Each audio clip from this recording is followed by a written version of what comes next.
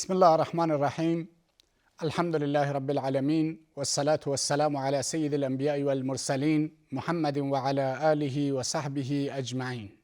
اما بعد، بینندگان بسیار عزیز و گرامی، السلام علیکم و رحمت الله و برکاته.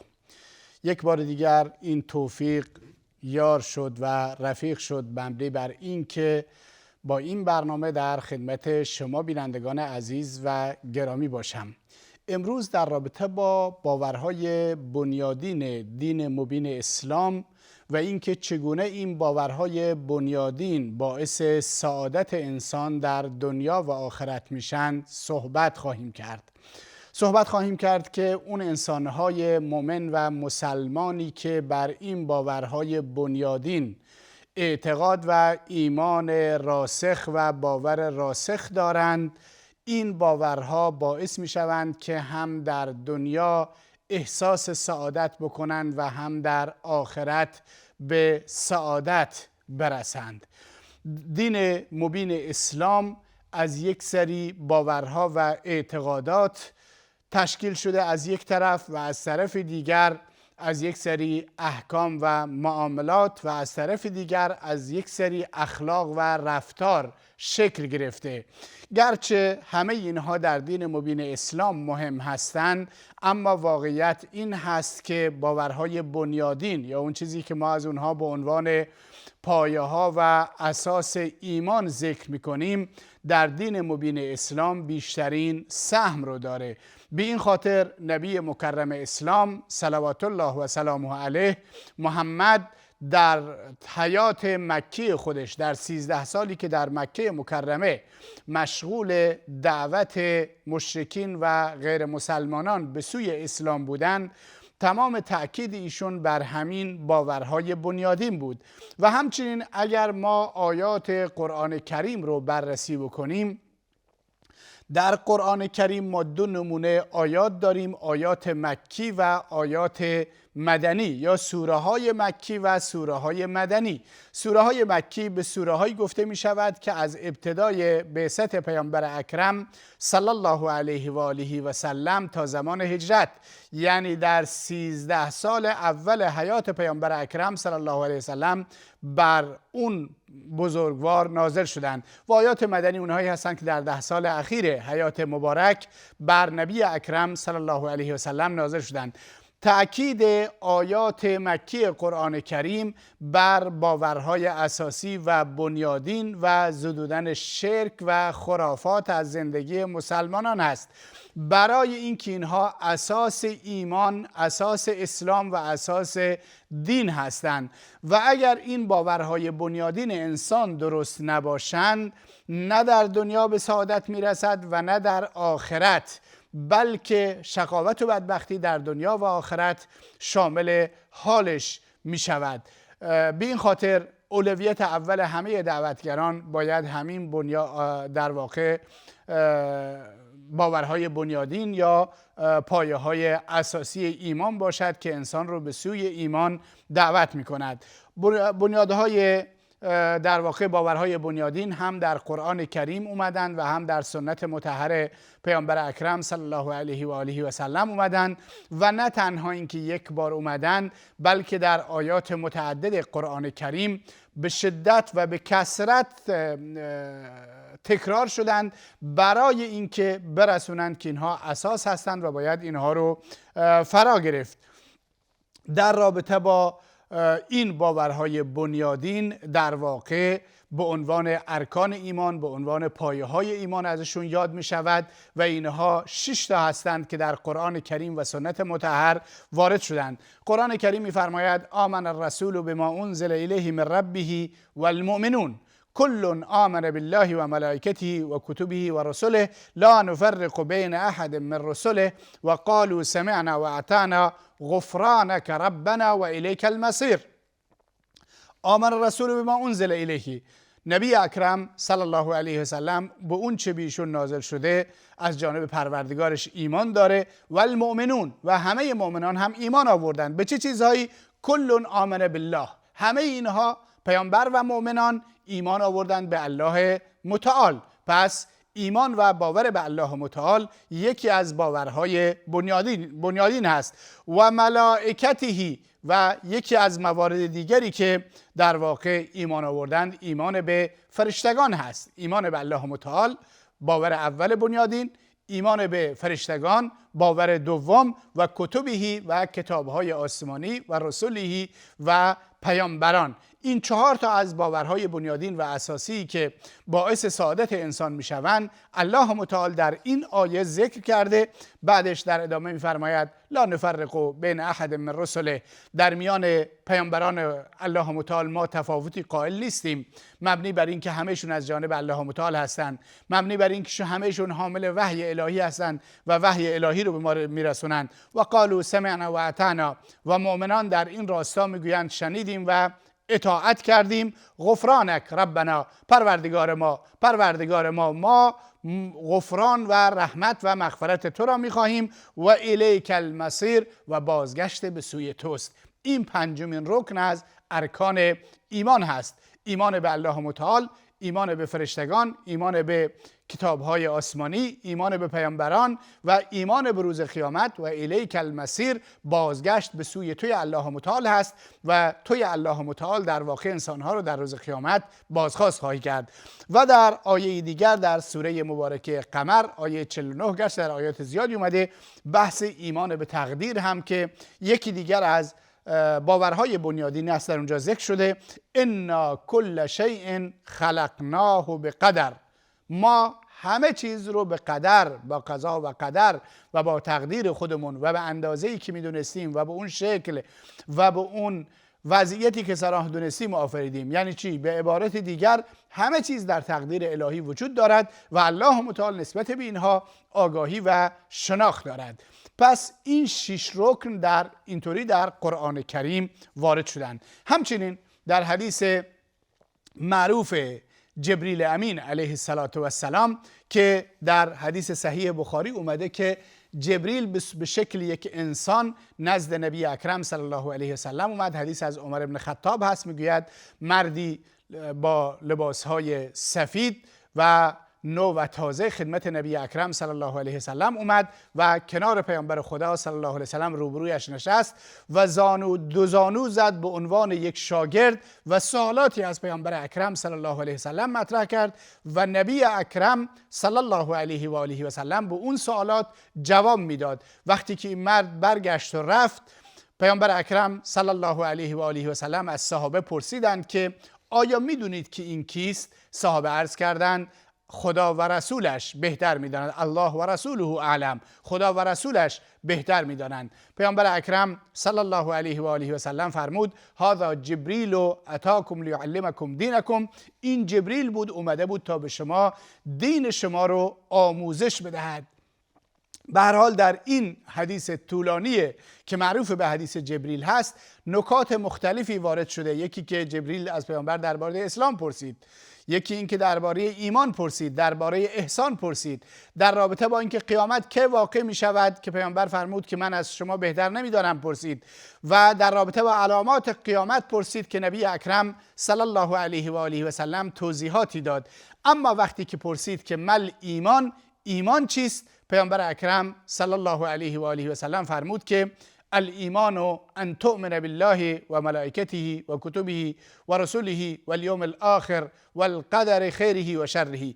ایمان عبارت از این هست که شما 1 به الله متعال ایمان داشته باشید، 2 به فرشتگان ایمان داشته باشید، 3 به کتابهای آسمانی ایمان داشته باشید، 4 به پیامبران ایمان داشته باشید و 5 به روز قیامت، به این که انسان‌ها وقتی که از این دنیا میرن از دوباره زنده میشن و نزد پروردگار حشر میشن، به اینها ایمان داشته باشید و همچنین به تقدیر الهی، اینی که هرچه در جهان هستی میگذرد بر اساس تقدیر الهی است. بنده در بحث‌هایی که در جلسات آینده با تفصیل بیشتری صحبت خواهیم کرد که چگونه این باورهای دینی و اعتقادی در درون انسان باعث می شوند که انسان احساس قناعت، احساس توکل، احساس سعادت بر الله متعال داشته باشد. ایمان به الله متعال رو وقتی که تعریف می کنند معنیش این هست که ما این ایمان و این باور رو داشته باشیم که الله متعال یکیست، لا اله الا الله، هیچ معبود به حقی به جز الله متعال وجود ندارد. الله متعال ذاتی خالق، ذاتی آفریننده، مدیر و در واقع اداره کننده جهان هستی و مدبر، تدبیر کننده جهان هستی است و همه اینها را از آن الله بدونیم. یعنی در توحید ربوبیت که به سه بخش تقسیم می شود که ما در جلسات آینده بیشتر صحبت خواهیم کرد، در توحید ربوبیت ما بر این اعتقاد و بر این باور هستیم که جهان هستی رو الله متعال آفریده. تدبیر امور جهان هستی در دست الله متعال هست. هیچ کس در گرداندن جهان هستی با الله متعال شریک نیست و الله متعال در خلقت، در آفرینش هستی، کل هستی و انسانها منفرد و تنهاست و کسی دیگر با او شریک نیست و این همون چیزی است که ما ازش به عنوان توحید ربوبیت یاد میکنیم. و همچنین در ایمان الله متعال معنیش این است که ما هیچ کسی رو و هیچ فردی رو و هیچ بتی رو و هیچ سنگی رو و هیچ ولی رو و هیچ احدی رو به جز الله متعال پرستش و بندگی نکنیم. تنها او رو عبادت بکنیم، تنها برای او سجده بکنیم، تنها برای او نذر بکنیم، تنها بر او توکل بکنیم، تنها برای او نماز بخونیم، تنها در برابر او کرنش بکنیم. اطاعت مطلق و چون و چرا فقط از آن الله متعال هست. حاکمیت مطلق و بی چون و چرا فقط از آن الله متعال هست و این صرفاً الله متعال هست که قوانین رو برای ما وضع می کند و به ما روش زندگی کردن و راه و رسم زندگی رو به ما می آموزد و این معنی ایمان به الله متعال است. و در کنار این که این دو مورد هستند، مورد سومش این هست که ما الله متعال را اونگونه بشناسیم که الله متعال معرفی کرده. چگونه خودش رو معرفی کرده؟ چه اسمهایی رو برای خودش در قرآن کریم ذکر کرده؟ چه صفاتی رو برای خودش در قرآن کریم ذکر کرده؟ چه اسم و صفاتهایی رو پیامبر اکرم یا صفتهایی رو پیامبر اکرم صلی الله علیه و سلم در سنت برای ما بیان کرده؟ الله رو اونگونه بشناسیم و اینها رو تعویل نکنیم، صفات خدا رو تعطیل نکنیم. این در واقع ایمان به الله متعال هست که ما باید به این شکل به صورت اجمالی داشته باشیم و تفسیرش هم در قرآن کریم و در سنت پیامبر اکرم صلی الله علیه و سلم به صورت مفصل بیان شده است. و ایمان به فرشتگان هم این هست که الله متعال اونطوری که در احادیث صحیح اومده مخلوقاتی رو از نور آفریده. میدونیم که در قرآن کریم و در احادیث تأکید شده که انسان از خاک، فرشتگان از نور و جنات از آتش آفریده شده‌اند. ما در راستای باورهای بنیادینمون بر این باور و اعتقاد هستیم که الله متعال مخلوقاتی رو به نام فرشتگان یا ملائکه از نور آفریده و اینها مانند انسانها دارای هوا و هوس، دارای خواهشات نفسانی نیستند و معصیت پروردگار رو نمی کنند. لا یعصون الله ما امرهم و یفعلون ما یؤمرون. نافرمانی پروردگار رو نمی کنند. اون چه که الله متعال بهشون دستور بده اونها رو بدون چون و چرا انجام میدن و اینها در واقع وظایفی دارند که هر کسی به وظایف خودش مشغول هست. من جمله مثلا جبریل امین علیه السلام یا روح الامین بهش هم گفته می شود، فرشته مسئول وحی است که وحی پروردگار رو به انبیا می رساند و انبیا علیهم السلام این وحی رو به بشریت می رسونند. فرشتگانی هستند که مسئول باد هستند، مسئول باران هستند، مسئول کوهها هستند، فرشتگانی هستند که مسئول آتش جهنم هستند، مسئول بهشت هستند. همه مسئولیت هایی دارند که الله متعال اونها رو برای این مسئولیت ها آفریده و اونها در چارچوب این مسئولیت ها بهشون عمل میکنند و بهش پایبند هستند و از این تخطی و تجاوز نمی کنند. یا مثلا فرشته ملک الموت که ازش ما به عنوان عزرائیل یاد میکنیم، فرشته است که قبض روح میکند انسانها رو با اعوان و انصار و دیگرانی که دارد. پس ما فرشتگانی هستند که خب ما البته در این زمینه به صورت مفصل صحبت خواهیم کرد که اعمال انسان رو مینویسند، محافظ انسان هستند. این باورها باعث میشوند که انسان در واقع احساس سعادت بکند، راه رو کج نره، مسیر رو انحراف نره، چون میدونه تحت نظارت الهی و تحت پرونده اعمالش توسط فرشتگان نوشته می شود و به پروردگار عرضه می شود. فرشتگانی هم برای انسانهای مؤمن طلب مغفرت می کنند، اونطوری که در قرآن کریم به این اشاره شده. و باور بنیادین دیگری که سعادت رو برای ما به ارمغان می آورد ایمان به کتاب‌های آسمانی و باور به کتاب‌های آسمانی است. ما معتقد به این هستیم، برخلاف مارکسیست ها، برخلاف نیروهای ضد دین و سکولاریسم و دیگران که معتقدند که نه کتابی وجود دارد و نه کتاب آسمانی رو باور دارند و نه پیغمبری باور دارند و نه دینی رو باور دارند، ما بر این اعتقاد و باور هستیم که الله متعال علاوه بر این که به انسان عقل داده تا اینکه راه درست رو پیدا بکنه و علاوه بر این که به انسان فطرت داده که راه درست رو پیدا بکنه، در کنار اینها کتابهایی رو الله متعال در واقع برای ما فرستاده، برای اینکه ما این کتاب‌ها مایه سعادت ما و مایه هدایت ما باشند. بر این کتاب‌ها رو هم بر پیامبران فرستاده که بالاترینشون و آخرینشون که نسخ کننده کتاب‌های گذشته است قرآن کریم هست. در گذشته به موسی علیه السلام تورات داده، به عیسی علیه السلام انجیل داده، به داوود علیه السلام زبور رو نازل کرده و صحف ابراهیم و موسی اونطوری که در قرآن کریم اومده صحیفه‌هایی بر ابراهیم و موسی نازل کرده و همچنین بر انبیاء دیگر کتاب‌هایی نازل کرده که ذکرشون وارد نشده.